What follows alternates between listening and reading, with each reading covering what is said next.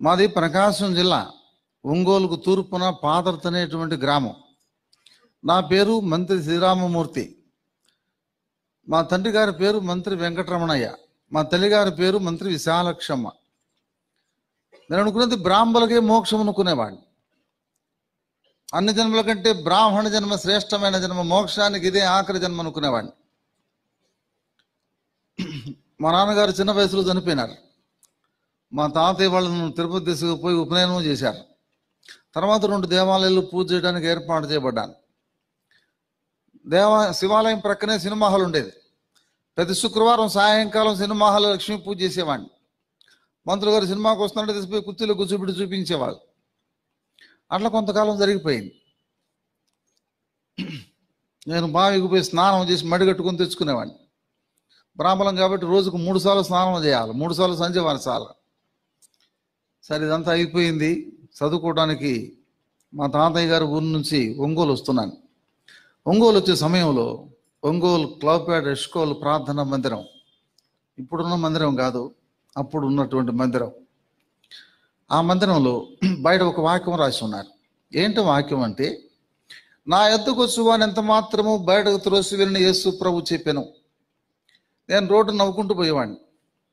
అసలు యేసు ప్రభు దగ్గరికి వచ్చే వాళ్ళు ఉంటే కదా ఈయన బయటకు దోసేసేది. ఎంత పిచ్చి నమ్మకం, గుడ్డి నమ్మకం, ఈ విధంగా రాసి పెట్టుకున్నారని చెప్పి నవ్వుకుంటూ పోయేవాడిని. ఒంగోలు నా స్నేహితుడు ఒక యాదవుల అబ్బాయి ఉన్నాడు. అక్కడికి భోజనం తీసుకొచ్చి పెట్టుకొని తినిపోతుండేవాడిని. మా తాతయ్య గారి ఇంట్లో నేను నీళ్ళు తీసుకొస్తూ పడిపోయినాను. ఈ కాలు దెబ్బ తగిలింది. దీని కొరకు ట్రీట్మెంట్ తీసుకుందామని నా స్నేహితుని దగ్గరకు వచ్చాను. ఆయన ఆ దినాల్లో యేసు ప్రభువుని నమ్ముకున్నాడు. ఇక నమ్ముకున్న మనిషి ఊరుకుంటాడా? ఇక నమ్ముకున్న మనిషి ఆరంభించాడు. ఏమండి, ప్రభువుని నమ్ముకోండి, ప్రభువుని నమ్ముకుంటే మంచిది, మనం పరలోకానికి పోతాం అని చెప్పి మొదలుపెట్టాడు. నేనన్నాను, దేవుడు ఒక్కడే, మనం పెట్టుకున్న పేర్లు మార్పు తప్పంతా ఒకటే. లేదండి, మేము కూడా హిందువులమే, ప్రభువుని నమ్ముకున్నాం, మీరు కూడా నమ్ముకోండి అని చెప్పి చెబుతుండేవాడిని. నేననేవాడిని, నువ్వు శూద్రుడివి, నేను బ్రాహ్మణ్ణి. నీకు తిథి, నక్షత్రం, ముహూర్తం, లగ్నం, మంచి రోజు నేను చెప్పాలి. నేను చెప్పింది నువ్వు వినాలి, నువ్వు చెప్పింది నేను వింటమేమిటి అని ఈ విధంగా వాదించేవాడిని. లేదండి, యేసు ప్రభువుని నమ్ముకుంటే మంచిది, ఆయన నమ్ముకుంటే మన పాపాలు పోతాయి అని చెప్పి చెబుతుండేవాడు. అంత సులువుగా ఎండారు బ్రాహ్మలు. నేను అన్నాను, నువ్వు నిద్ర లేవగానే యేసు ప్రభు తండ్రి అని చెప్పి నువ్వు ప్రార్థన చేస్తావు. నేనేమైనా ప్రార్థన చేస్తాను? ఓం కేశవాయ స్వహ, ఓం నారాయణ స్వహ, ఓం మాధవ స్వహ నేను ప్రార్థన చేస్తున్నాయా? దేవుడు అంటే నీకు అభిమానం, నాకు అభిమానమే. మనము చేసే పద్ధతులు మార్పు తప్పంతా ఒకటే. ఒకరోజున ఆయన చూడటానికి ఆయన స్నేహితులు వచ్చాడు. వాళ్ళ విశ్వబ్రాహ్మణులు. ఆ అబ్బాయి దేవుని నమ్ముకున్నాడు. ఆయన వచ్చి, ఏమండి, మేము విశ్వబ్రాహ్మణం, దేవుని నమ్ముకున్నాం, మీరు కూడా నమ్ముకోండి అని చెప్పి నాకు చెప్పడం ఆరంభించాడు. నేను అన్నాను, ఏమండి, క్రైస్తవులు ఉన్నారే, తాగుతారు, తిట్టుకుంటారు, అరుచుకుంటారు, కొట్టుకుంటారు. ఏ బ్రాహ్మణ బదలు చూడండి, తాగటం కానీ, తిట్టుకోవటం కానీ, అరుచుకోవడం కానీ ఉంటుందా? మళ్ళీ మేము ప్రార్థన చేస్తాం, పరలోకానికి పోతామంటారు. మీరు ఎట్లా పరలోకానికి పోతారయ్యా అన్న. అప్పుడు అన్నాడు, క్రైస్తవులందరూ పరలోకానికి పోరండి, ప్రార్థన చేసే వాళ్ళందరూ పరలోకానికి పోరు, మారు మనసు పొంది రక్షణ పొందిన వాళ్ళే పరలోకానికి పోతారండి అన్నాడు. నేను అన్నాను, మీరు జీవహింస చేస్తారు కదా, పొద్దున్న లేతే దేనో దాన్ని కోసుకొని తింటారు, ఎంత పాపం. మేము పరలోకానికి పోతామంటారు, ఎట్లా పోతారు పరలోకానికి అన్నారు. దేవుడు వాటిని కూరగాయలు ఇచ్చినట్టు ఇచ్చాడు. ఇష్టమైతే తినచ్చు, కష్టమైతే మానేయచ్చు. మన ఆలోచనలు, మన తలంపులు పాపంలోకి నడిపిస్తాయి. ప్రభువుని నమ్ముకుంటే మన పాపాలు పోతాయండి అన్నారు. నేనన్నాను, ఏముంది, భక్తి వైరాగ్యము చేయాల్సిన వయసు వృద్ధాప్యం. ఇప్పుడు నా వయసు ఎంత? 19 సంవత్సరాలు. ఇప్పుడు ఎందుకు ఈ భక్తి? వృద్ధాప్యంలో చూసుకుందాం అన్నాను. ఆయన అన్నాడు, ఒక మంచి మామిడి పండు ఉందనుకోండి, మీకు ఇస్తే సంతోషం, పండంతా నేను తినేసి ఆ మిగిలిపోయింది మీకు ఇస్తే సంతోషం. అలాగే వయసు అంతా లోకానికి, పాపానికి ఇచ్చే ముసలి వయసులో తండ్రి దేవుడు అని చెప్పంటే దేవునికి మాత్రమే సంతోషం అండి, చిన్నప్పుడే నమ్ముకోవాలన్నాడు. సరే, ఈ మనిషి వదిలిపెట్టట్లేదని చెప్పి ఏం చెప్పినా తెలుసా, ఎప్పుడు సార్ నమ్ముకుంటాలేండి అన్నాను. ఎందుకంటే ఆయన పంపించాలి కదా, వెళ్ళిపోయినాడు. నేను ఏ బోర్డు చూసి ఎగతాళి చేస్తూ వచ్చాను, ఆ మందిరంలో ప్రత్యేక కూడికలు. నా స్నేహితుడు ఆహ్వానించాడు, అయ్యా మా మందిరంలో ప్రత్యేక కూడికలు, మంచి వాక్యం చెప్తారు, మనం పోదాం రా అని. అంత సులువుగా వస్తారు బ్రాహ్మలు. సరే, బ్రాహ్మణం ఏంటి, చర్చికి పోవడం ఏంటి, మనం చర్చికి పోతే మన కులస్తులు మన బంధువులు రానేస్తారు, చర్చికి పోకూడదు అనుకున్నాను. కానీ ప్రభు ఎట్లా తీసుకుపోయాడంటే, వినతగును ఎవరు చెప్పినా వినంత వేగపడక వివరింపదగును. మంచి మాటలు వినసగత తప్పే ఉంది, మనమే మతం తీసుకుంటామో చేరతామా, పోయి ఆలకిద్దామని చెప్పి వచ్చాను. నేను నా స్నేహితులు ఇద్దరం వచ్చాం.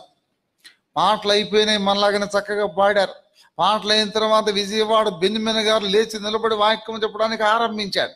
నేను ముందు కూర్చున్నాను. ఏమనుకుంటున్నాను తెలుసా, వాళ్ళు చెప్పేది కేవలం వాళ్ళ దేవుని గురించే చెప్తారు. మన దేవుళ్ళు మన దేవత గురించి చెప్తారా? చెప్పనే చెప్పరు. కాబట్టి వాళ్ళ దేవుడు చెప్పేటప్పుడు మనం ఎందుకు వినాలా అని చెప్పి ముందు కూర్చొని నిద్రపోయినాను. నిద్రపోతే ఏమని అర్థమవుతుందమ్మా, నిద్రపోయినోడు చచ్చినోడితో సమానం.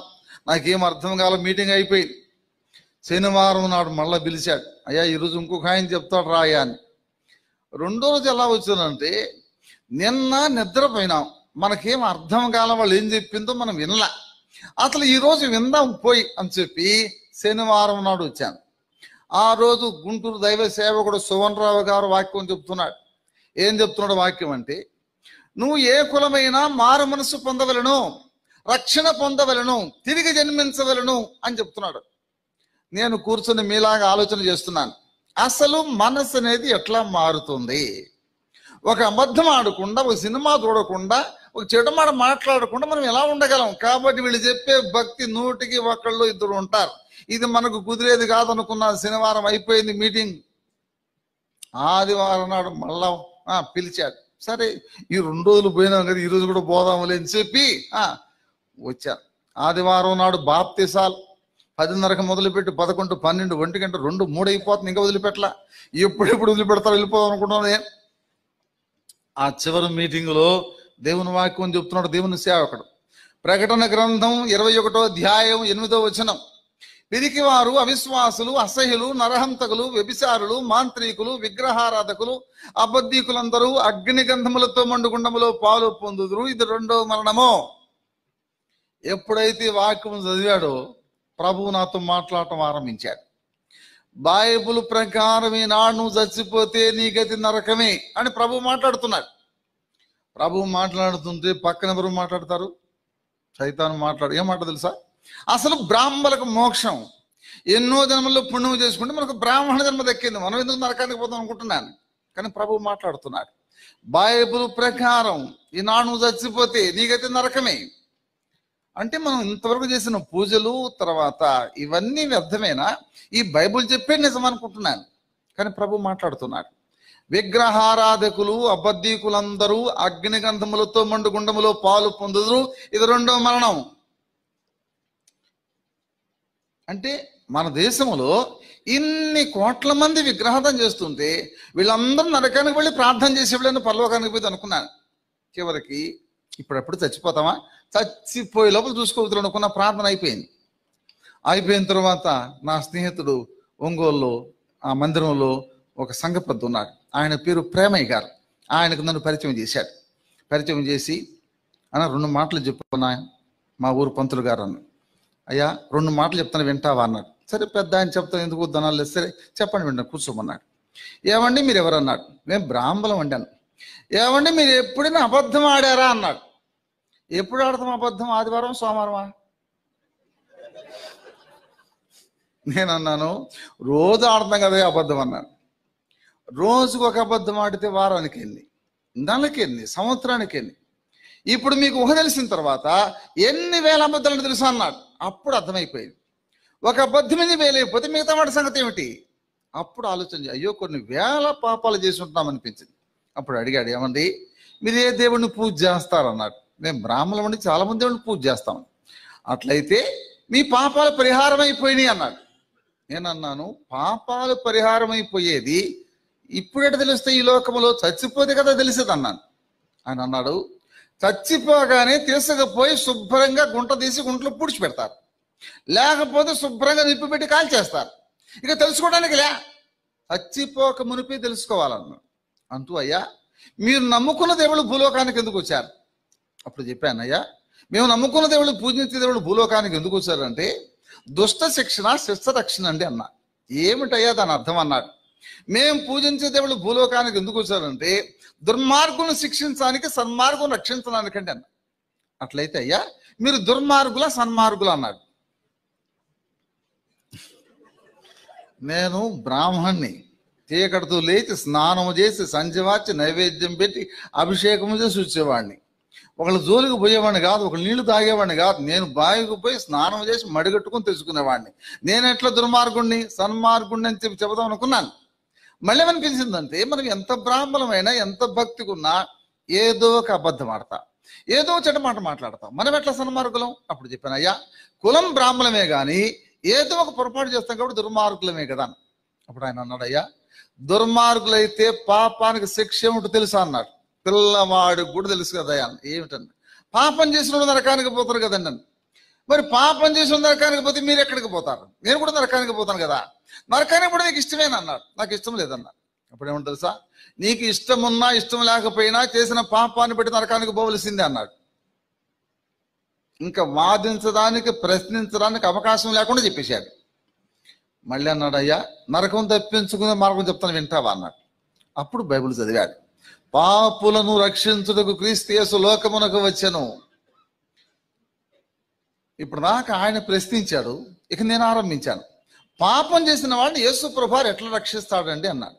అప్పుడు చెప్పాడు, అయ్యా ఆయన దేవుడై ఉండి మానవుడిగా భూలోకంలో అవతరించాడు. దేవుడు కాబట్టి పాపం లేకుండా జన్మించాడు, పాపం లేకుండా జీవించాడు, మన పాపాల కొరకు ప్రాణం పెట్టాడు. దేవుడు కాబట్టి మట్టికి మట్టి పోలా. ఆయన చనిపోయి సమాధి చేయబడి తిరిగి లేచాడు. ఆ యేసు ప్రభును ప్రార్థన చేస్తే పాపాలన్నీ క్షమిస్తాడు, జీవితం మారుస్తాడు, పరలోకానికి పోతాం, నరకం తప్పించుకుంటాం. అప్పుడు అడిగాను, అయ్యా నువ్వు చెప్పింది బాగానే ఉంది. యేసు ప్రభు పాపం చేసిన వారిని రక్షించడానికి వచ్చాడు, ప్రాణం పెట్టాడు, చనిపోయినాడు, తిరిగి లేచాడు. కానీ యేసు ప్రభు నా పాపాలు క్షమించాడని చెప్పి నాకు నమ్మకం ఏమిటి, నాకు రుజువేమిటి అని అడిగాను. అప్పుడు చెప్పాడు, అయ్యా ప్రభు దగ్గర తీర్మానం చేయండి, ప్రభు దగ్గర పాపాలు ఒప్పుకోండి, ప్రభు మీ పాపాలు క్షమిస్తాడు, మీ జీవితాన్ని మారుస్తాడు.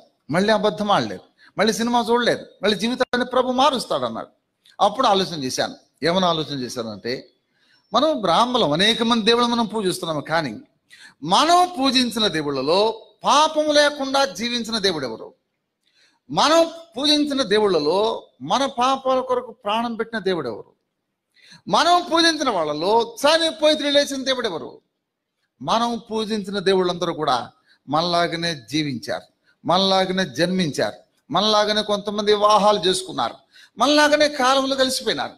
అయితే యేసు ప్రభు పాపం లేకుండా జన్మించాడు, పాపం లేకుండా జీవించాడు, మన పాపాల కొరకు ప్రాణం పెట్టాడు, ఆయన చనిపోయి తిరిగి లేచాడు. కాబట్టి యేసు ప్రభువును నమ్ముకుంటే పాపాలు క్షమించబడతాయి అనే సంగతి అర్థమైంది. 1969 సంవత్సరం జూలై మాసం 29వ తారీఖు ఆదివారం సాయంకాలం ఇంటికి వెళ్ళి మోకరించాను. అప్పటి వరకు దండం ఉంది, చేతి కాశీదారం ఉంది. ఈ రెండు తీసి ప్రక్కన పెట్టి యేసు ప్రభా నా పాపాలు క్షమించున్నాడని చెప్పి అన్ని పాపాలు యేసు ప్రభా దగ్గర ఒప్పుకున్నాను. ప్రేమగల దేవుడు యేసు ప్రభు నా పాపాలు క్షమించాడు. మొదటి రుజువు ఏంటంటే మనసులో నెమ్మది సమాధానం ఇచ్చాడు. రెండో రుజువు ఏంటంటే ఒక బరువు తీసివేస్తే ఎంత తేలికైపోతుందో అంత తేలికైపోయింది. మూడో రుజువు ఏంటంటే మనసు మారిపోయింది. ఒక అబద్ధం మాట్లాడి చినిపించింది, ఒక చెడ్డ మాట మాట్లాడి చినిపించింది, ప్రభు జీవితాన్ని మార్చాడు. నాలుగో రుజువు ఏంటంటే ఈనాడు చచ్చిపోయిన పరలోకానికి పోగలననే నిరీక్షణ ప్రభు నాకు ఇచ్చాడు. ఆదివారం తీర్మానం చేసుకున్నాను.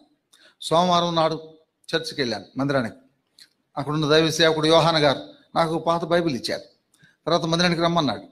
మేము ప్రార్థన చేసుకుంటున్నాం, నేను నా స్నేహితుడు మా ఊరి నుంచి వాళ్ళ నాన్నగారు వచ్చారు. మేము ప్రార్థన చేసుకోవడం చూశారు. చూసిన తర్వాత ప్రార్థన అయిపోయిన తర్వాత వాళ్ళు కొడుకుతో ఏమన్నాడు తెలుసా, ఒరే నువ్వు దిగింది కాకుండా పంతులు గారిని కూడా దించావంటరా. ఆయన మా ఊరు పోయి మా అమ్మకి చెప్పారు, అమ్మ పంతులమ్మ గారు ఇంకేముంది, మీ అబ్బాయి మా అబ్బాయి కలిసి మతం తీసుకున్నారమ్మా. మా అమ్మ అడిగిన ప్రశ్న ఏంటంటే, అయ్యా మా అబ్బాయికి జంజం ఉందా తీసేసాడా? ఏమోనమ్మా నాకు తెలీదు, ఆ మతంలో చేరిన వాళ్ళకి ఉండదు అనుకుంటాను అన్నాడు. వెంటనే మా తల్లి ఏం చేసిందంటే ఒక కోమటిశెట్టి గారికి జంజం ఇచ్చి పంపించింది. ఆయన వచ్చి, అయ్యా మీరు మతం తీసుకున్నారంట, తీసుకున్నారు, కానీ తల్లి మాట కూడా ఏనండి, జంజం పంపించింది వేసుకోండి అని చెప్పి ఇచ్చిపోయినాడు. సరే, ఇప్పుడు వేసుకోవాలన్నా వద్దా? తల్లి మాట వినాలన్నా వద్దా?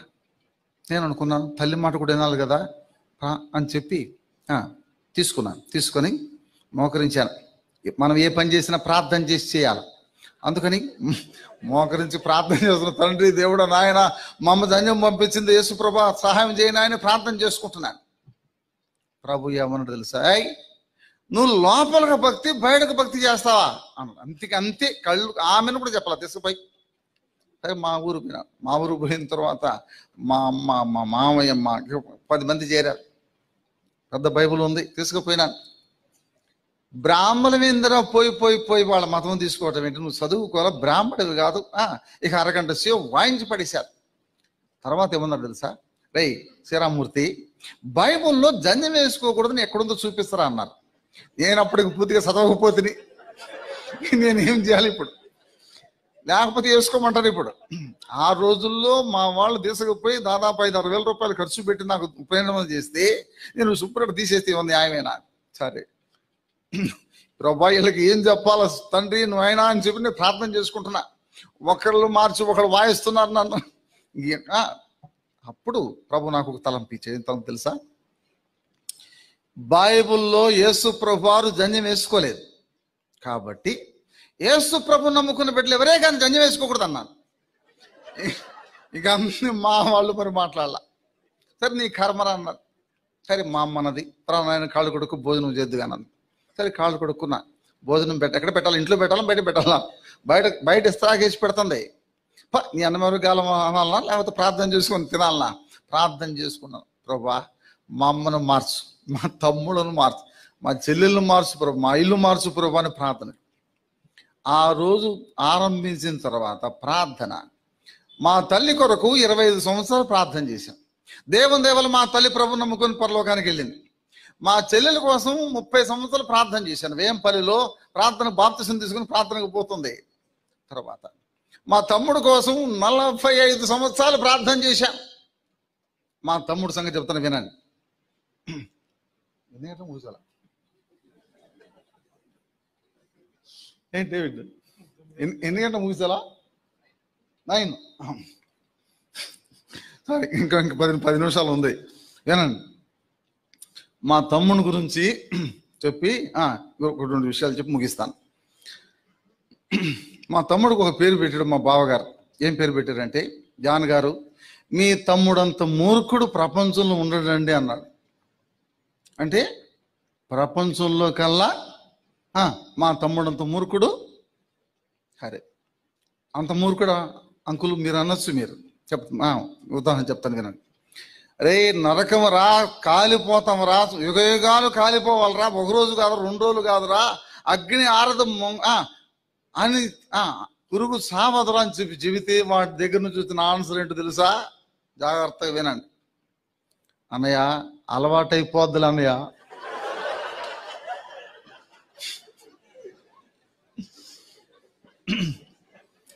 ఇటువంటి రిప్లై మీరు ఎక్కడ వినుండరు. అర్థమైందా? ఇప్పుడు అలాంటి వాడి కోసం ప్రార్థన చేయాలా వద్దా? చెయ్యాలి. ప్రార్థన చేశాం. సంక్రాంతి పర్వదినం ఫుల్లుగా తాగాడు, పేకాట ఆడుతున్నాడు. ఉదయం 10:30కే నోరు కాలు చెయ్యి 3 పడిపోయినాయి. వెంటనే హాస్పిటల్ తీసుకుపోయినారు విజయనగరం. వెంటనే భార్య ఫోన్, బావగారు ప్రసాద్కి సీరియస్ అయిపోయింది, వచ్చి ప్రార్థన చేయండి. నేను నా భార్య వెళ్ళాం హాస్పిటల్కి. హాస్పిటల్లో బెడ్ మీద ఉన్నాడు. అని ప్రార్థన చేయను. మరి నోరు మీరా, ఇప్పటిదాకా మేము చేసాం ప్రార్థన, ఇప్పుడు ఎవరు చేయాలా? ఇప్పుడు నువ్వు చేయాలి ప్రార్థన. ఇప్పుడు నువ్వు మారాలి, నువ్వు మనసు మార్చుకోవాలి, తీర్మానం చేసుకోవాలా. నాకు ప్రార్థన రాదు చెప్పమన్నాడు. సరే చెప్పాం. చెప్పిన తర్వాత తీర్మానం చేశాడు, మారు మనసు పొందాడు, రక్షించబడ్డాడు, బాగుపోయినాడు. అరే నాకు బాప్తిస్మం ఎప్పుడు ఇస్తావు? ఒరే నువ్వు మళ్ళీ తాగమని గ్యారంటీ ఏందిరా, కొంచెం ఆగాలరా. సరే సంవత్సరం అయిపోయి అనయ్య బాప్తిస్మం దేవుని దయ వలన పోయిన ఈస్టర్ కాకుండా అంతకుముందు ఈస్టర్కి నేను నా చేతుల మీదుగా బాప్తిసం ఇచ్చాను వైజాగ్లో. కాబట్టి ప్రియులారా, ఇది మా కుటుంబాన్ని గురించిన సాక్ష్యం. నేను హెబ్రోనుకి 1972 సంవత్సరం వచ్చాను. బాప్తిసం 1970, మారుమనసు 69, 71లో సేవకు వచ్చాను, 72లో హెబ్రోన్ వచ్చాను. అప్పుడు ఉన్నటువంటి హెబ్రోన్ మొదటి పెద్దలు అగస్టిన్ గారితో సమానమైనటువంటి వారు దాసన గారు, డాక్టర్ పాల్, తర్వాత బ్రదర్ ఆశీర్వాదం గారు, దొరైరాజు, ఆ బ్యాచ్. కొంతకాలం హెబ్రోన్లో ఉన్నాను. తర్వాత భక్సింగ్ గారు మళ్ళీ ఒంగోలు పంపించాడు. తర్వాత ఒంగోలులో కొంతకాలం ఉన్నాను. అక్కడి నుంచి వదిలి, అక్కడి నుంచి కందుకూరు, అక్కడి నుంచి మైదుకూరు, అక్కడి నుంచి రేణుగుంట, ప్రస్తుతం విశాఖపట్నం. ఇది నేను ప్రభువు నమ్ముకున్న తర్వాత ఇది 50వ సంవత్సరం. ఈ 50 సంవత్సరాలు ప్రభు ఎట్లా నడిపించాడు అనేది ప్రభుత్వమైతే మళ్ళీ ఎప్పుడైనా మీతో సాక్ష్యం పంచుకుంటాను. దేవుడి మాటలు దీవించునుగా. ప్రార్థన చేసుకుందాం. ప్రేమ కలిగిన మా పరలోకపు తండ్రి, ఈ రాత్రి సమయంలో నీ వాక్యం కొరకే నీకు స్తోత్రములు. మనము 1000 ఏండ్లు పరిపాలించదము, యుగయుగములు ఆయనతో రాజ్యము ఏలుదము. మనము సదాకాలము ప్రభుతో కూడా ఉందము. దేవుని పిల్లల యొక్క ఆధిక్యత ఏంటో ప్రభా నీ వాక్యం ద్వారా మాకు తెలియపరిచావు. నీ కొందనాలు. ఒక దినం భూలోకం అంతటిని కూడా సర్వనాశనం చేయబోతున్నారు.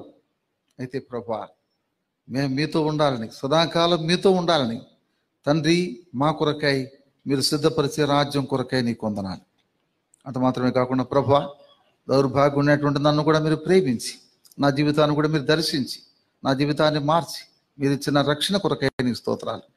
అంత మాత్రమే కాకుండా ప్రభా నేను సేవించే భాగ్యం దయచేసినందుకే నీ కొందనాలు. దయగల మా ప్రభు ఈ రాత్రి వచ్చిన బిడ్డందరి కొరకే నీ కొందనాలు. ఎవరింకా రక్షణ పొందలేదు వారి కొరకే ప్రార్థన చేస్తున్నాం. ప్రభా ఈ రాత్రి వచ్చిన వారందరినీ మీరు దర్శించు, నీ కార్యాలు జరిగించి మీరు మహిమ పొందు. యేసుక్రీస్తు నామమున ప్రార్థించి వేడుకుంటున్నాము తండ్రి, ఆమేన్.